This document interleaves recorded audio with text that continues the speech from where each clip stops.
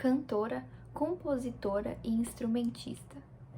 Cássia Regiane Eller, nascida em 10 de dezembro de 1962 no Rio de Janeiro.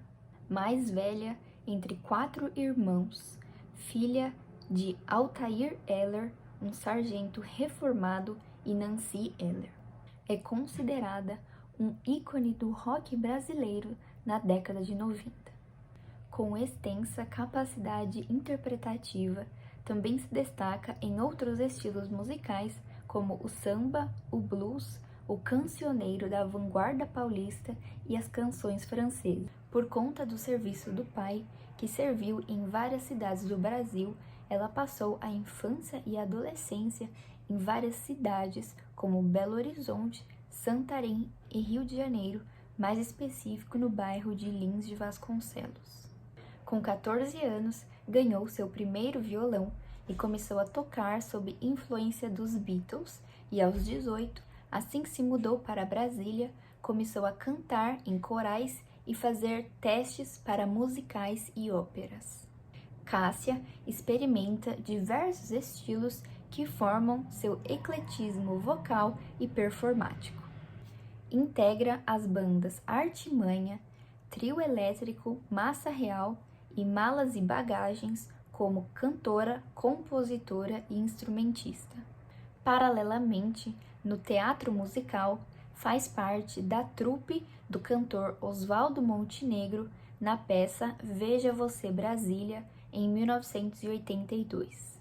Tentou o canto lírico, porém sua rígida disciplina e a sua paixão pela música popular a fizeram desistir, ficando apenas 6 meses nos estudos.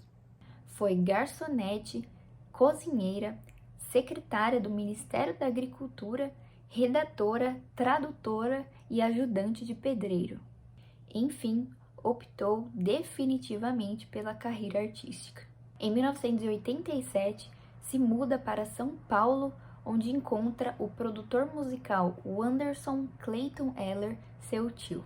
Com ele, Cássia grava uma fita demo que possui, além da sua interpretação de canções de compositores de São Paulo, a sua versão da música Por Enquanto, de Renato Russo. Maírton Bahia, produtor musical do Legião Urbana, escuta a fita e firma um contrato de 3 discos com a cantora, que se muda definitivamente para o Rio.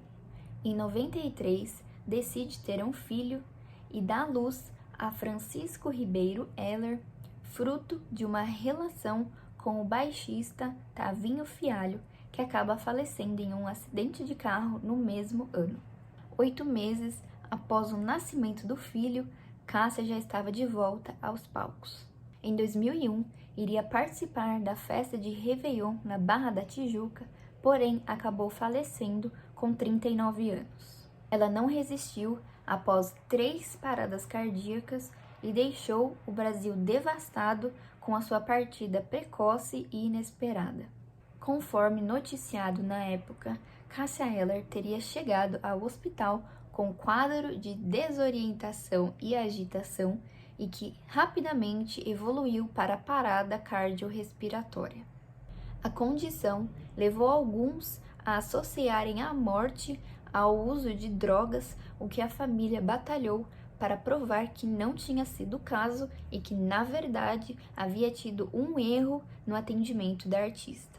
Foi assim que a morte da mulher, que só pedia a Deus um pouco de malandragem, acabou se tornando um caso de polícia.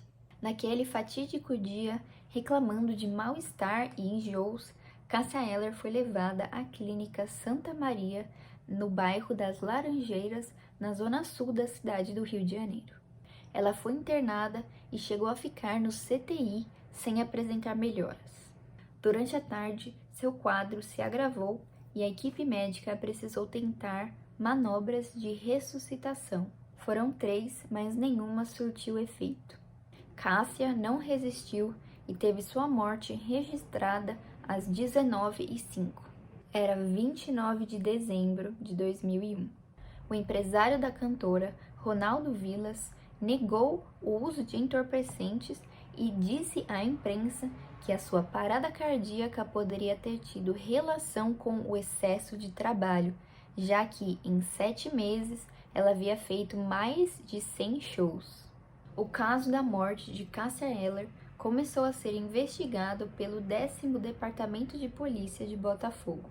Começava ali a batalha na justiça pelo desfecho da história de uma das maiores cantoras do Brasil. Em entrevista meses antes, Cássia Eller abriu o jogo sobre a dependência química e disse ter tido problemas para largar a cocaína, mas confirmou que estava longe das drogas.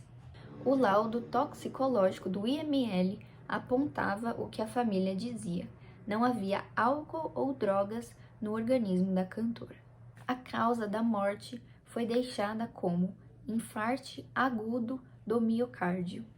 Alguns anos depois, o Ministério Público do Rio de Janeiro apontou que houve erro médico no tratamento da cantora e algum medicamento administrado pelo hospital poderia ter agravado o seu caso. Ela foi sepultada no cemitério Jardim da Saudade, no bairro de Sulacap, no Rio de Janeiro. Deixou Chicão, seu filho, e Maria Eugênia Vieira Martins, companheira de 14 anos de convivência, com quem pretendia se casar, caso o projeto de lei de reconhecimento de união civil de homossexuais fosse aceito pelo Congresso Nacional. Em uma época onde os direitos declarados a pessoas LGBTs era quase nenhum, o caso da guarda do filho de Cássia Eller, Chicão, foi uma conquista para a comunidade LGBTQIA+ brasileira. A batalha judicial se iniciou logo após a morte de Cássia, quando seu pai solicitou a guarda de Chicão, excluindo totalmente a importância de Maria Eugênia da vida do menino. Em entrevista, Altair defendeu a guarda do menino, afirmando que Cássia usava drogas em frente a ele, junto com sua companheira. As declarações do homem geraram grande polêmica na época. Discordando da postura de Altair, Maria Eugênia se viu ameaçada em perder a guarda do filho, que naquela altura já tinha 9 anos. Porém, o apoio da classe artística foi incondicional à companheira de Cássia Eller, que mesmo não tendo o filho saindo do próprio ventre, era sim considerada mãe.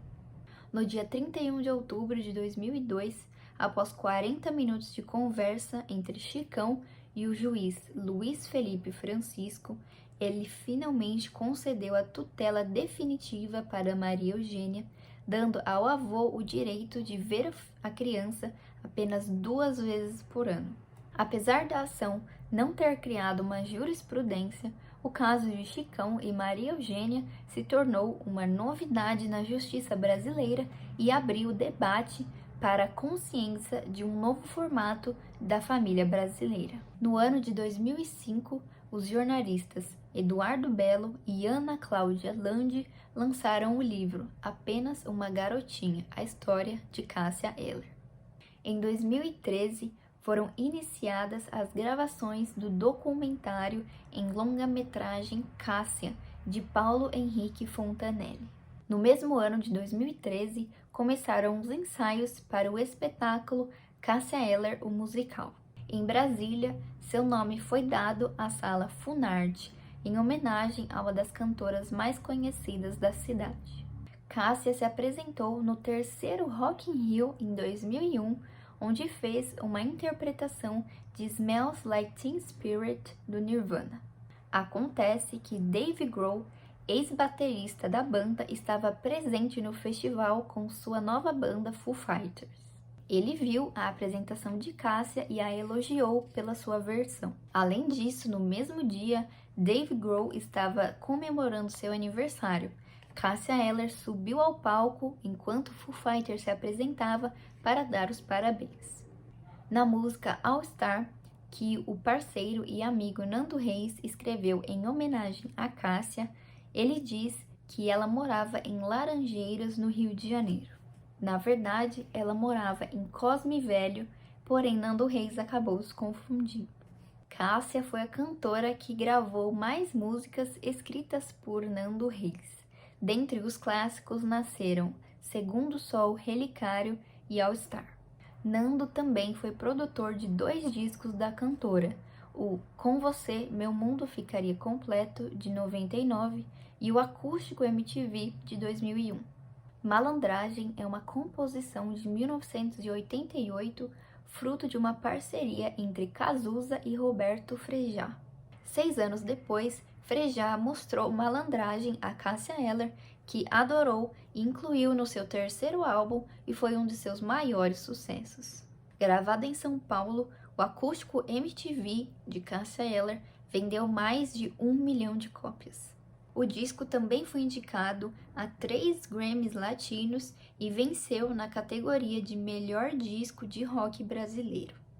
Mesmo após 20 anos de sua morte, ela sempre será a maior voz feminina do Brasil.